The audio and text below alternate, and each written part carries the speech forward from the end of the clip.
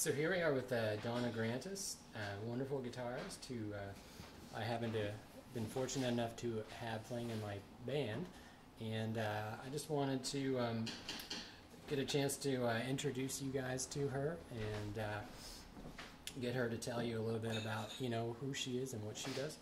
And Donna, I wanted to ask you one of the first things I wanted to ask. Well, one of the things I want to ask all my band members is, if you put your iPod on shuffle, what would the first 5 songs be?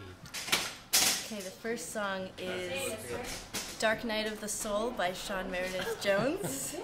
No plug there. Oh, next song, Jimmy Cliff, I Can See Clearly Now. All right. Susie Q by an awesome artist I'm working with, Sarah Shafee. Sophie by Jeff Beck Wired, from the Wired album. And a song that you heard tonight, Scott McCord and the Bonafide Truth tune called Emily. Awesome. So I know that you have a new album coming out. Yeah. Is there any release date in mind at this point? Or? I'm recording overdubs right now, and I hope that it'll be done by the end of the summer.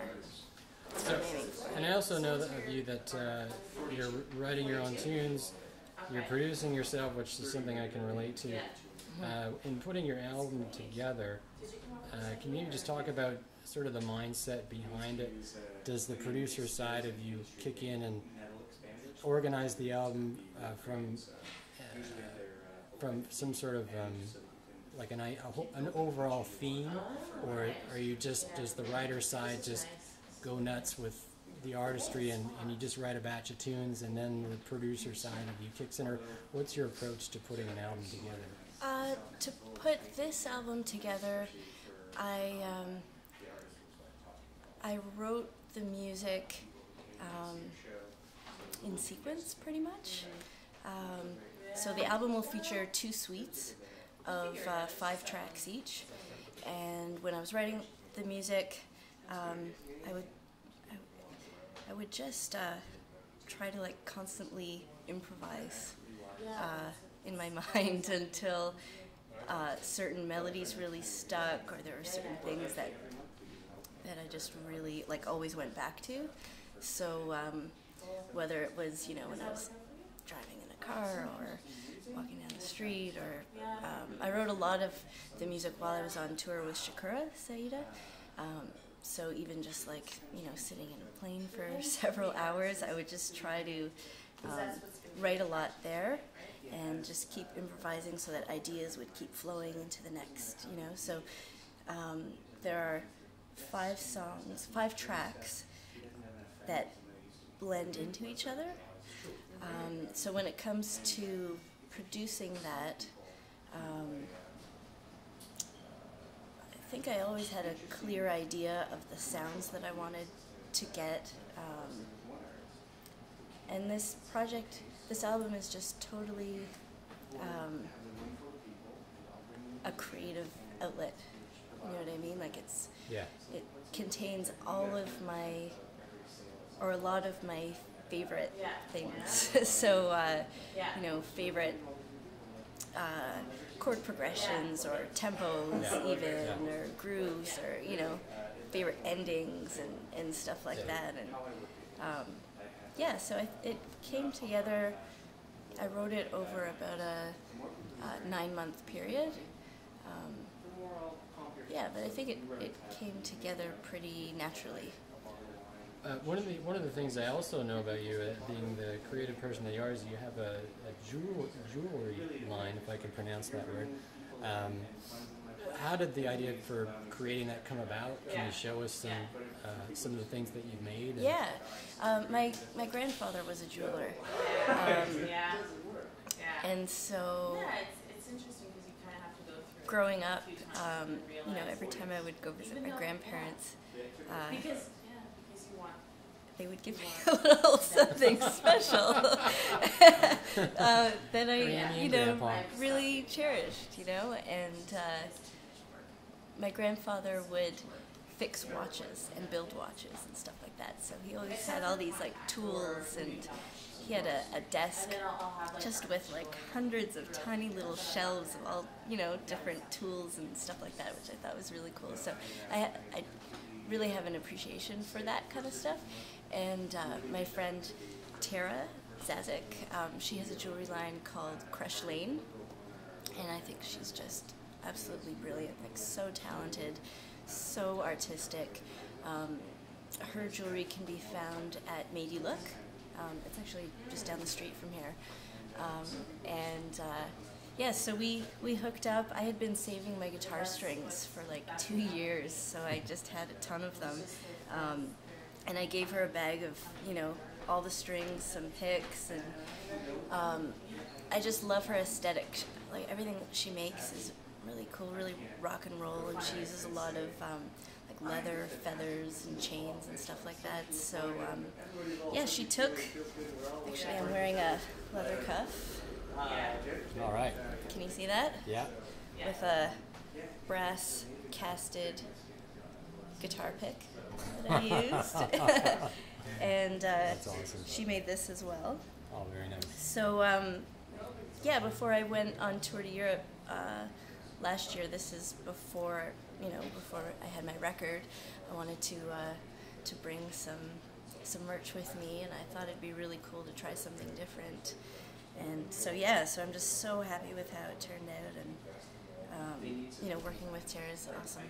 I don't know how you play in that. I always feel like anything Yeah. restricting my wrists gets in the way. So Yeah, well, the trick for me is like having something on this wrist is cool, right? But yeah. not this one. Yeah. Yeah. What do you think the state of the union is amongst guitarists? At the end of the '80s, or throughout the '80s, shred was, you know, technique and a real instrumental prowess was in vogue, and then right as the '90s sort of came in, the grunge movement came in and just sort of displaced all that. And I guess not that guitar playing went away, the music was still very guitar driven, but I guess the focus was on other things. Yeah. And it seems like we've somewhat been in limbo for quite a while. So here, you know, 2011, what do you see, any trends that you notice?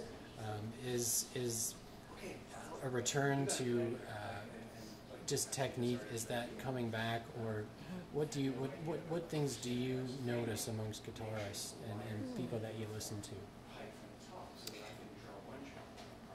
I think there's a lot of crossing over of genres right now.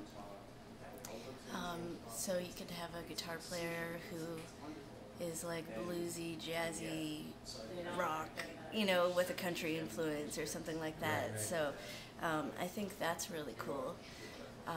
But I totally agree with you. Like, I remember after, like, when Britney Spears started to not be super popular, and Velvet Revolver came out, I thought, like, yeah, Slash is coming back, you know, with I finally heard, like, a guitar solo in a really commercial tune, and I was like, yes, it's coming back. Because prior to that, I think there was a lot of just straight up pop without guitar, you know, Yeah. compared to, like you said, compared to the 80s or the 90s grunge scene, Yeah. that kind of thing. Yeah, right now I'm listening to